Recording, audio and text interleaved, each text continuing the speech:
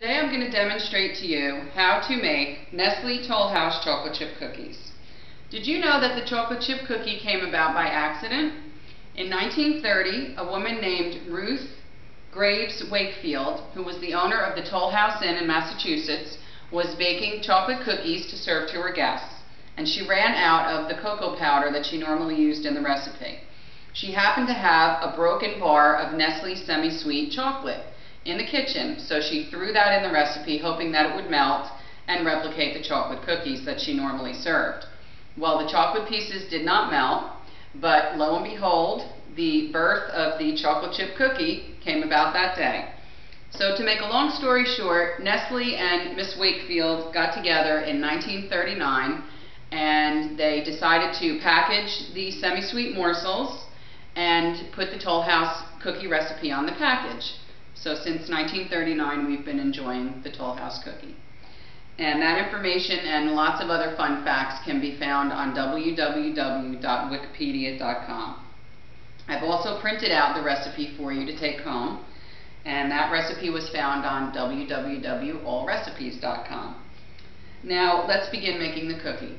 I've preheated my oven to 375 degrees, and the ingredients you will need for this recipe are 2½ cups of all-purpose flour, 1 teaspoon of baking soda and 1 teaspoon of salt, 1 cup of softened butter, or 2 sticks, 2 large eggs, 3/4 of a cup of white sugar, granulated sugar, and 3/4 of a cup of brown sugar, 1 teaspoon of vanilla extract, a 12-ounce package of the Tollhouse Nestle semi-sweet morsels, and 8 ounces or 1 cup of chopped nuts. I prefer walnuts in mine. And the first thing we're going to do to start the recipe is to cream the butter,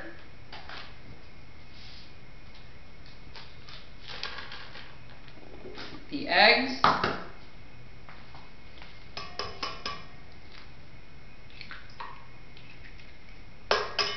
and the sugars. And this is called creaming. The term creaming is used in baking, and it means to incorporate ingredients and mix them to a creamy texture. Now I'm going to turn the mixer on, so I'm going to not be able to talk or have to talk a little bit louder so you can hear me. But these are just creaming together and becoming nice and light and fluffy.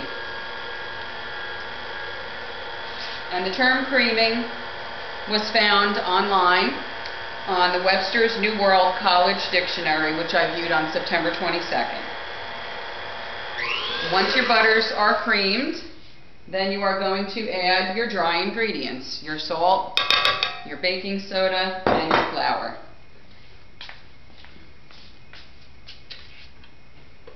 Now I like to add the flour a little bit at a time and then mix so that it doesn't fly up all over the kitchen.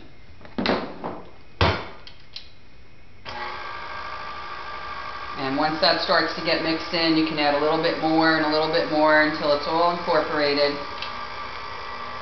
into the cookie dough. And I never worry if anything spills. That's why I have dogs, so they clean up. Okay, at this point, I like to take the mixing blade off and mix this by hand, because I feel that the dough is pretty dense at this point and it's tough to get the chips and the nuts mixed in correctly. So we are just going to remove the bowl and dump in our walnuts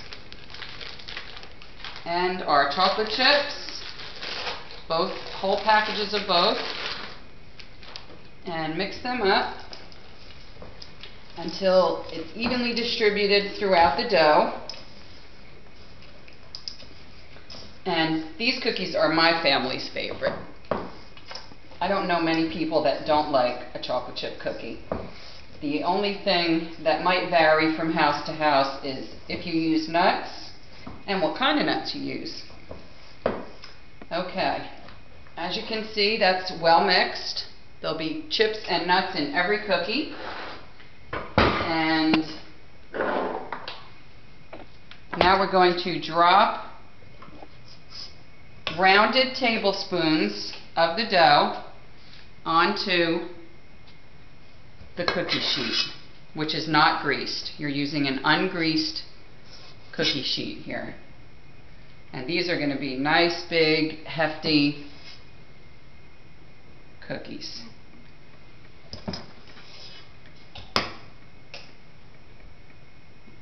And you're going to fill up your pan. Now this recipe makes about 5 dozen cookies, depending on how big you make them, obviously. And all the ingredients for a recipe of these cost about $7. So now I'm going to put them into the oven. And they are going to bake at 375 degrees in the center of the oven for about 9 to 11 minutes until they are golden brown and crispy. Set my timer for 12 minutes and I'll check them.